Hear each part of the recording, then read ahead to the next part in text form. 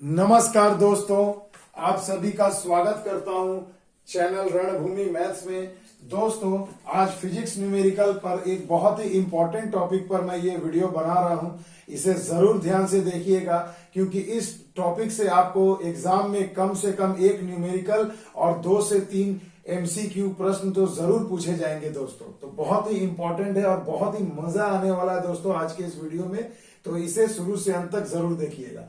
देखिए दोस्तों, जैसा कि आप टॉपिक देख पा रहे हैं, टॉपिक का नाम है मोशन यानी कि गति, यानी गति पर आधारित चैप्टर है ये। और इस पर मैं 3 पार्ट में आपको वीडियो कंप्लीट करूंगा दोस्तों। तो आज ये मेरे मोशन गति पार्ट का पहला चैप्टर का पहला पार्ट है दोस्तों। तो इसे अच्छे से समझिएगा क्योंकि अगर आप इस क्लास में अच्छे से समझ गए तो बाकी के 2 पार्ट में मैं एकदम उड़ा करके आपको न्यूमेरिकल कराऊंगा। इसे अच्छे से समझना मेरे बच्चों। तो देखिए दोस्तों, जैसा कि आप देख पा रहे होंगे, देखिए मोशन यानी कि गति। गति 2 प्रकार की होती है मेरे बच्चों, एक हॉरिजॉन्टल यानी कि क्षैतिज और एक होती है वर्टिकल यानी कि उदग्र। हॉरिजॉन्टल गति किसे कहते हैं? जैसे देखिए दोस्तों, जैसे ये एक सीधी रेखा मान लीजिए हम इस तरह से धरती के क्षैतिज दिशा में जा रहे हैं तो इसे हम कहेंगे हॉरिजॉन्टल मोशन।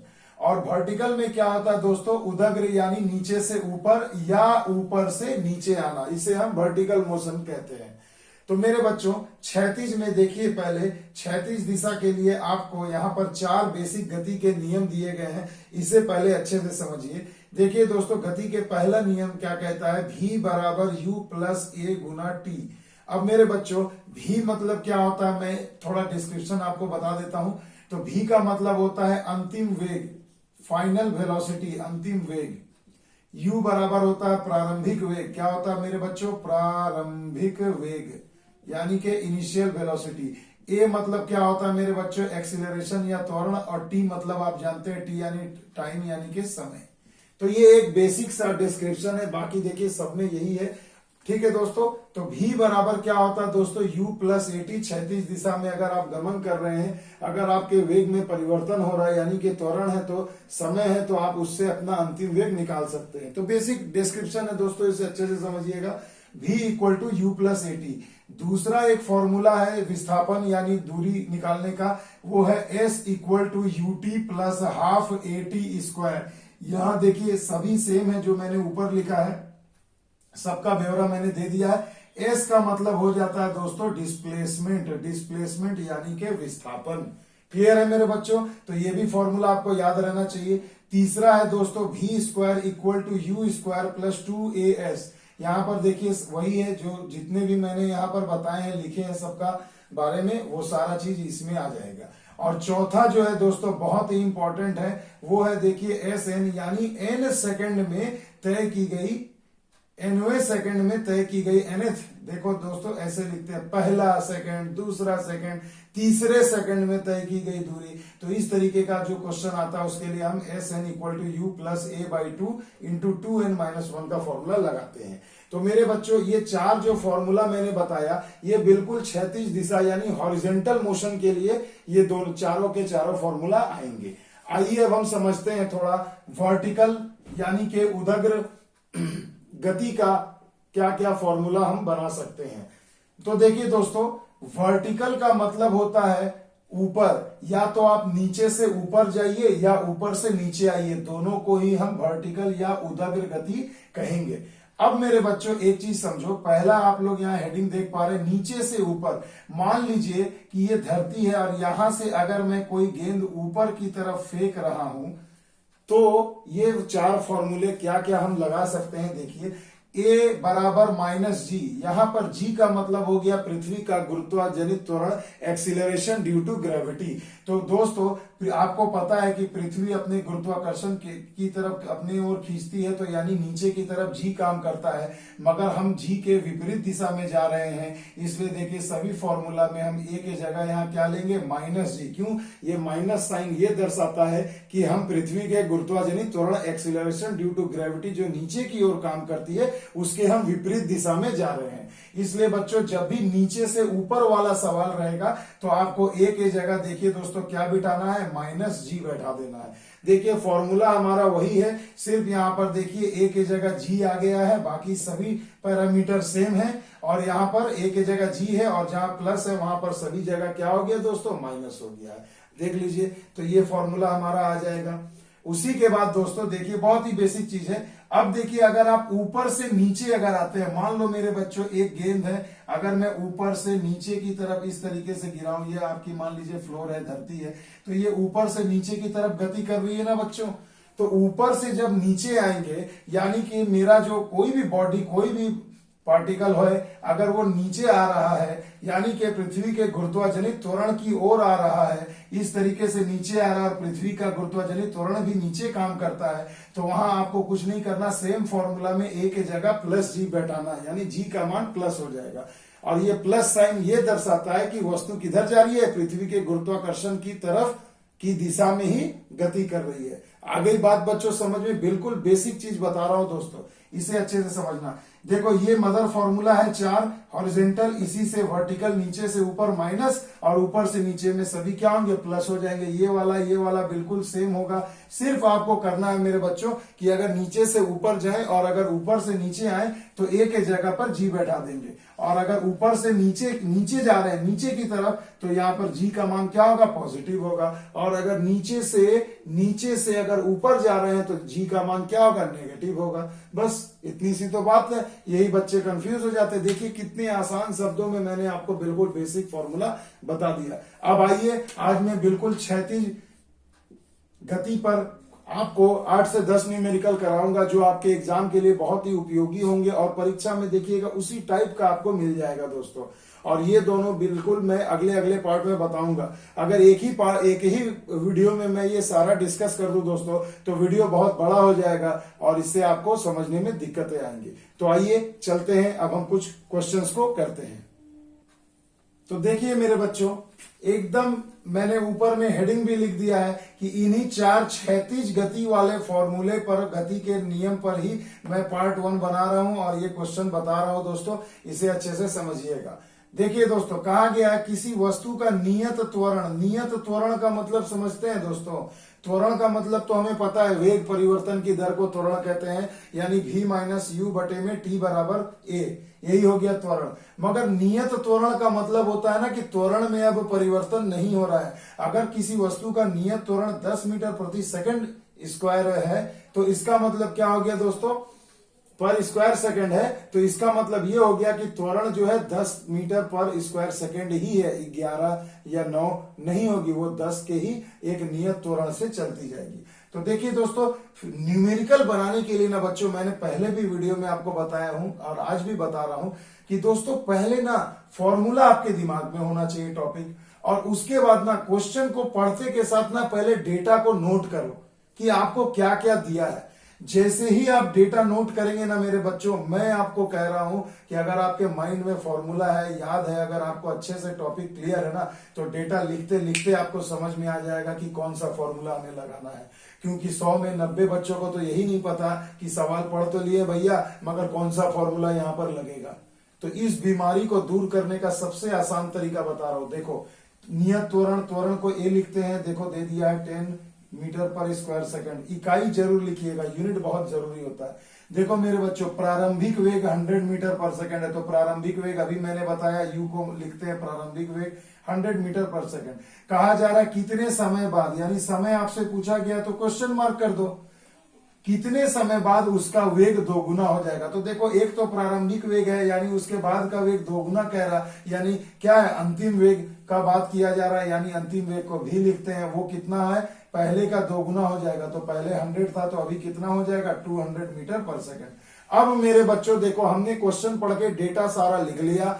अब मुझे ये बताओ कि यहां पर आप कौन सा फॉर्मूला लगाएंगे। ऊपर ध्यान से देखो, UVAT, इसको लेकर के देखो फॉर्मूला नंबर 1 लग जाएगा ना। तो V = U + AT हम यहां लगा देंगे। V का मान 200, U का मान 100, A का मान आपको दिया गया है 10 और टी का मान आपको निकालना है मेरे बच्चों। तो 200 में से 100 गए तो 100 हो गए, ये 10 इधर आ गया बटे में टी यानी कि सेकंड, यानी आपका आंसर आ जाएगा 10 सेकंड। अब बताओ मेरे बच्चों बनाया में कितना देर लगा, आपको आसानी से समझा भी दिया, ऑप्शन नंबर बी इसका जवाब हो जाएगा कि 10 सेकंड के बाद उस वस्तु का वेग 100 मीटर पर सेकंड से दोगुना हो जाएगा। क्लियर है मेरे बच्चों, समझ में आया? आइए अगले क्वेश्चन पे। देखिए दोस्तों, बहुत ही लाजवाब क्वेश्चन है, बड़े से बड़े क्वेश्चन को चुटकियों में सॉल्व करेंगे कंसेप्ट से। देखिए कहा गया एक वायुयान धावन पथ मतलब रनवे, जिस पर वायुयान थोड़ी दूर स्पीड में गति से अच्छी एक गति से चलते हुए फिर टेक ऑफ करता है। तो मेरे बच्चों धावन पथ मतलब हो गया रनवे, तो 100 मीटर पर सेकंड के वेग से गति करती है। यदि वायुयान अपने विरामावस्था से, देखिए बच्चों विरामावस्था जब भी कहेगा तो प्रारंभिक वेग 0 ले लीजिएगा, क्योंकि हमेशा कोई भी चीज गति करने के पहले तो विराम में रहती है ना, रेस्ट में रहती है, तो उस समय प्रारंभिक वेग u बराबर 0 हो जाएगा। उसे कितने की स्पीड लाना है दोस्तों 100, तो मैं यहाँ कह सकता हूं कि अंतिम वेग 100 मीटर पर सेकंड होगा और ये 0 मीटर पर सेकंड है। अच्छा, कहा गया यदि वायुयान अपने विरामावस्था से 10 मीटर पर सेकंड स्क्वायर के त्वरण से, यानी 10 मीटर पर स्क्वायर सेकंड के त्वरण से अगर वो बढ़े तो अपेक्षित वेग प्राप्त करने के लिए धावन पथ की लंबाई क्या होगी? लंबाई यानी कि दूरी, यानी कि आपको एस पूछा गया। अब मेरे बच्चों बोलो यू भी ए एस से आप कौन सा फॉर्मूला लगाएंगे? तो देखो ये वाला है यू भी ए एस, यानी कि भी स्क्वायर बराबर हम लगा देंगे you square plus 2 into A into S. भी यानी कि 100, तो 100 का स्क्वायर कर दो, u माने 0, 0 का स्क्वायर 2 इंटू ए आपको 10 दिया है, एस आपको निकालना है। तो देखो बच्चों मेरे यहाँ क्या हो जाएगा, 10 दूना 20 हो जाएगा, ये नीचे आ जाएगा, भाग चल जाएगा तो 500 हो जाएगा। यानी कि उस धावन पथ की लंबाई कितनी होनी चाहिए मेरे बच्चों? 500 मीटर लंबा वो रनवे होना चाहिए, तब जाकर के एरोप्लेन 0 से यानी प्रारंभिक विरामावस्था से शुरू करते हुए 100 मीटर पर सेकंड के वेग को प्राप्त कर सकेगा। आ गया ना मजा दोस्तों? देखिए चुटकियों में कंसेप्ट क्लियर, चुटकियों में सवाल भी हल हो जाएगा। देखिए मेरे बच्चों बहुत ही मजेदार सवाल है। एक कार 1 मीटर पर स्क्वायर सेकंड के नियत त्वरण से 2 मिनट के लिए चलती है, तो कार का द्वारा प्राप्त गति क्या होगी? तो मेरे बच्चों कार द्वारा प्राप्त गति यानी चलने के बाद वो अंतिम गति, यानी अंतिम गति आपसे पूछा गया है। और जब भी कार आप स्टार्ट करेंगे तो वो 0 से ही शुरू होगी, यानी रेस्ट में रहेगी, तभी तो कार स्टार्ट करके गाड़ी आगे बढ़ाएंगे, यानी यू हो जाएगा 0। और समय दे दिया है 2 मिनट। 2 मिनट का मतलब क्या होता है मेरे बच्चों? समय हमेशा सेकंड में, यानी कि 120 सेकंड आप यहाँ पर लिख देंगे। आ गई बात क्लियर? अब आपको क्या पूछा गया है तो बताइए भैया। और यहाँ त्वरण आपको एक दे दिया गया 1 मीटर पर स्क्वायर सेकंड का, तो भैया बोलो भी यू टी ए में कौन सा फॉर्मूला होगा? तो देखो भी बराबर यू प्लस ए टी, तो मैं यहाँ बैठा देता हूँ भी बराबर यू प्लस ए टी। तो भी आपसे पूछा गया यू 0 है, ये 1 है और ये 120 है, तो आंसर हो जाएगा 120 मीटर पर सेकंड की गति वो कार हासिल कर लेगी अगर वो 2 मिनट 1 मीटर पर स्क्वायर सेकंड के नियत त्वरण से चले। देखो चुटकियों में अब सॉल्व हो रहा है कि नहीं? अब मजा आ रहा है बच्चों? न्यूमेरिकल कठिन नहीं होता, समझाने का तरीका ऐसा होना चाहिए और बच्चों को अच्छे से समझ में आना चाहिए। तो कोई भी बच्चा, एक दूध पीता बच्चा भी भैया ये न्यूमेरिकल कर लेगा। बस वीडियो को शुरू से अंत तक देखना। देखिए दोस्तों बहुत ही मजेदार क्वेश्चन है ये। स्थिर अवस्था से शुरू करती हुई एक नाव, स्थिर अवस्था यानी u बराबर 0 भैया, सीधा सा बात है, लिख लो देखो। और नाव कितने त्वरण से जा रही है? 3 मीटर पर स्क्वायर सेकंड के त्वरण से 8 सेकंड तक गति करती है, तो t बराबर 8 सेकंड लिख लो। देखो थोड़ा स्पीड कर रहा हूं। इस समय में नाव द्वारा तय की गई दूरी यानी विस्थापन आपको निकालना है, दूरी निकालना है यानी s। अब बोलो यू ए टी एस का फॉर्मूला कहाँ है मेरे बच्चों? देखो ये सेकंड वाला फॉर्मूला, तो मैं इसे ऐसे लिख सकता हूँ s equal to U T plus half A T square मेरे बच्चों। अब देखो u का मान आपको 0 है, t आपको दिया गया 8, लिख दो 1/2। अब a का मान कितना दिया है मेरे बच्चों? 3 दिया, 3/2 और t का मान क्या है? 8 है, तो 8 का स्क्वायर। अब बोलो भैया ये कितनी दूरी तय करेगी? तो ये तो 0 हो गया। 2 से देखो 8 का स्क्वायर 64, यानी 2 से कटेगा तो 32, 32 दिया 96 मीटर आपका जवाब हो जाएगा कि वो कार जो है कार माफ कीजिएगा, वो नाव जो है इन 8 सेकंड में 3 मीटर पर स्क्वायर सेकंड के त्वरण से कितनी दूरी तय करेगी? तो 96 मीटर की दूरी तय करेगी।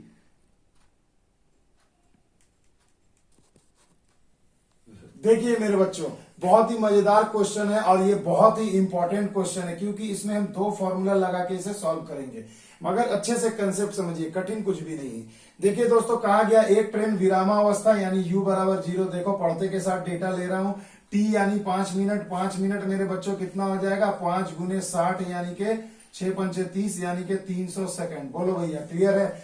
देखो क्या वेग दिया है कि 5 मिनट में एक ट्रेन 0 से 90 किलोमीटर प्रति घंटा की गति प्राप्त कर लेती है। तो यानी कि मेरे बच्चों यहाँ पर भी क्या हो जाएगा? भी का मान क्या हो जाएगा बच्चों? 90 किलोमीटर प्रति घंटा। तो 90 को 5/18 कर लो तो मीटर पर सेकंड निकल जाएगा।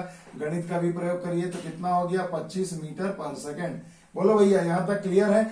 अब मेरे बच्चों कहा गया है कि यदि त्वरण समान हो तो इतने समय में ट्रेन द्वारा तय की गई दूरी पूछा गया, यानी एस निकालना है।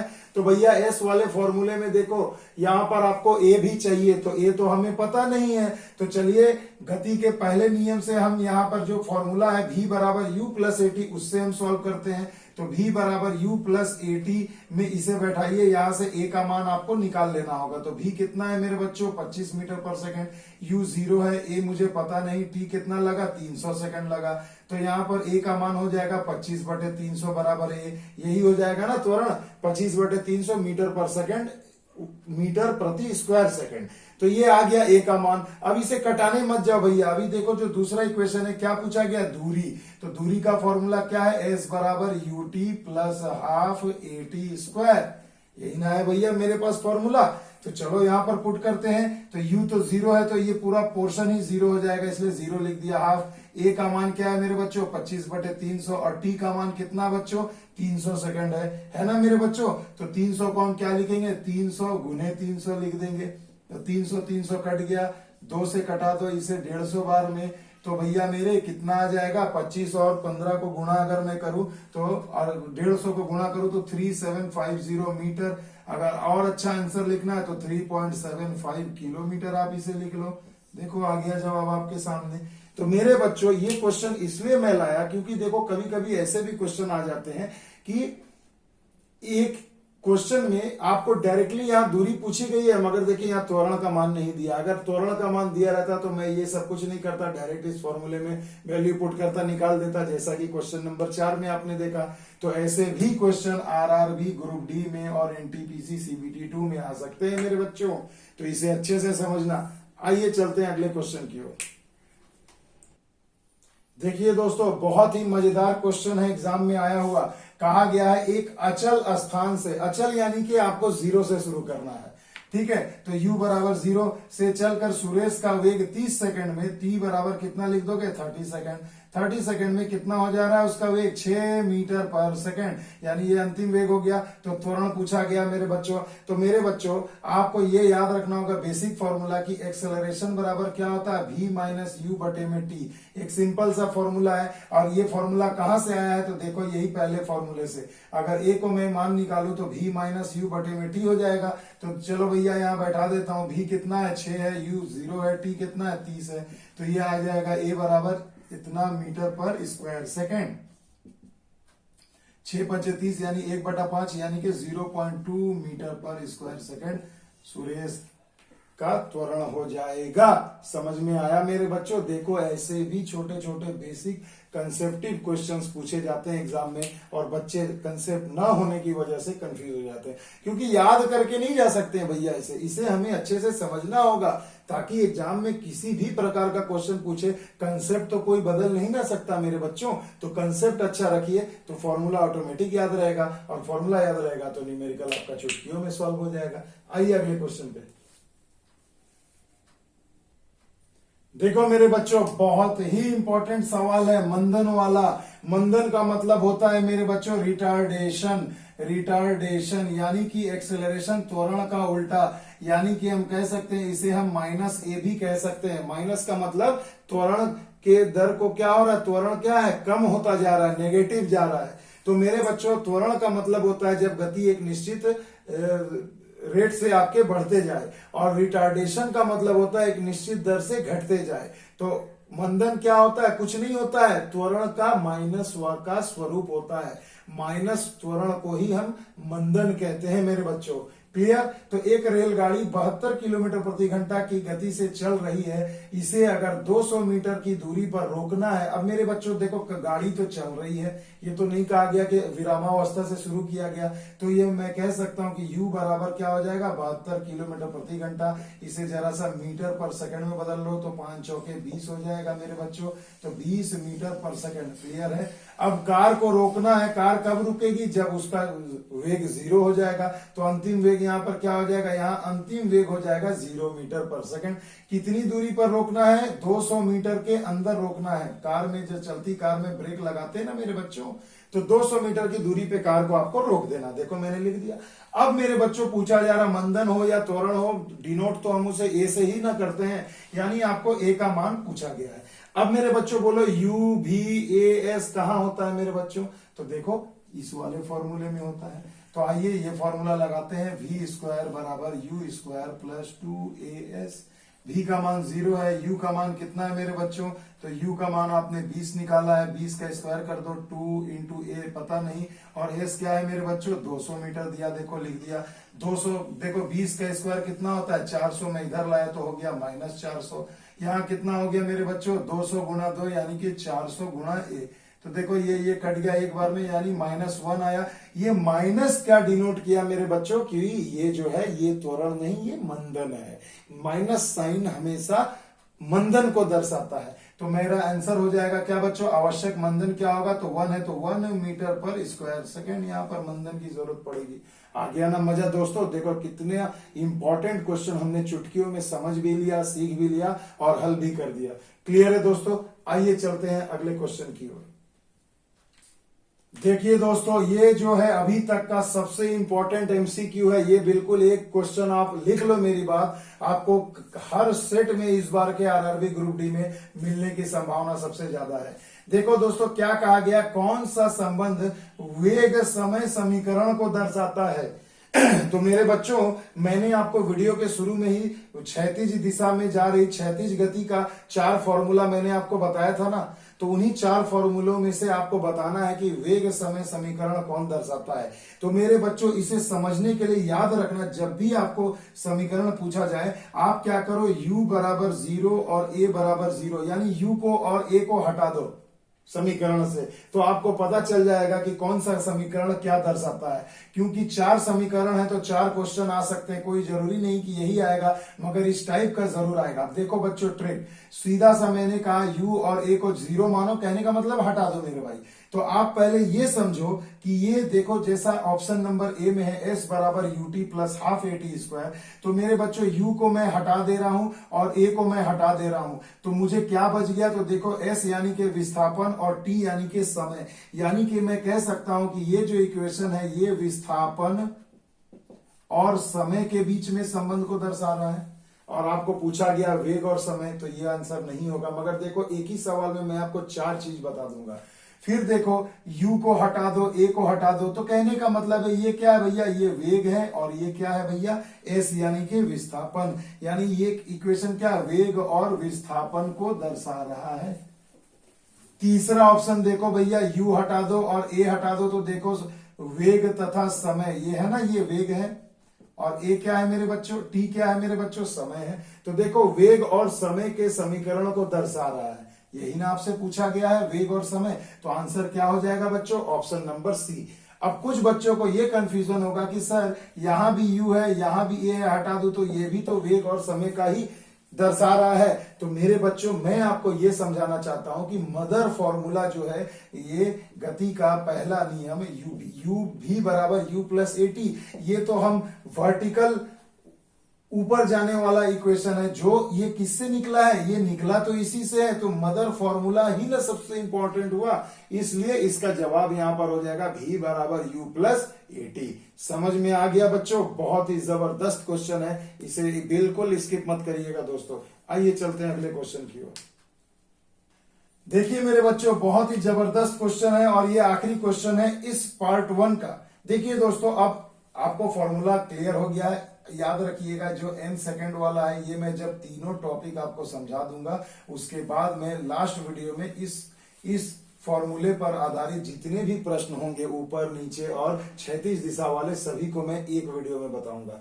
तो देखना ना भूले दोस्तों। तब तक ये क्वेश्चन को आइए सॉल्व करते हैं। एक वस्तु 4 मीटर पर स्क्वायर सेकंड के त्वरण से स्थानांतरित हो रही है तो 8 सेकंड के बाद इसकी गति क्या होगी। तो भैया v बराबर u प्लस at आपको तो पता है क्या है, पूछा गया है उसका क्या अंतिम वेग। तो u क्या हो जाएगा मेरे बच्चों, u क्या हो जाएगा 0 हो जाएगा, 0 कर दो। a आपको दिया गया है 4 और t आपको दिया है 8, तो 8 चौका 32, यानी कि उस वस्तु का 8 सेकंड के बाद वेग क्या हो जाएगा 32 हो जाएगा। अब यहाँ देखो आपको कुछ स्थिति नहीं दिया तो आपको स्थिर ही मानना होगा, इसलिए देखो यहाँ पर हमने u को 0 मान लिया। तो मेरे बच्चों वीडियो को पूरा शुरू से अंत तक जरूर देखिएगा, ताकि एक भी पार्ट अगर आपने स्किप कर दिया गलती से हड़बड़ी में तो भैया आपका बिल्कुल कंसेप्ट अधूरा रह जाएगा। और याद रखिएगा एक बहुत पुरानी कहावत है, नीम हकीम खतरे जान, यानी अधूरा ज्ञान बहुत ही जानलेवा, बहुत ही कहानीकारक होता है भैया। इसलिए इसे अच्छे से समझ लीजिए कि ज्ञान लेने के समय ना थोड़ा सा भी भैया इधर उधर मत करिए, बिल्कुल कंसेप्ट वाइज समझिए ताकि आपको पूरा ज्ञान मिल जाए। भैया हड़बड़ी किस चीज की है, एक बार सीखना है अच्छे से और बस प्रैक्टिस करते रहो। तो आई होप आपको मेरा ये ज्ञान अच्छे से समझ में आ गया होगा। तो चलिए मिलते हैं अगले वीडियो में इसके पार्ट 2 में नए ट्रिक, नए लॉजिक, नए कंसेप्ट के साथ। तब तक के लिए दोस्तों जय हिंद, जय भारत।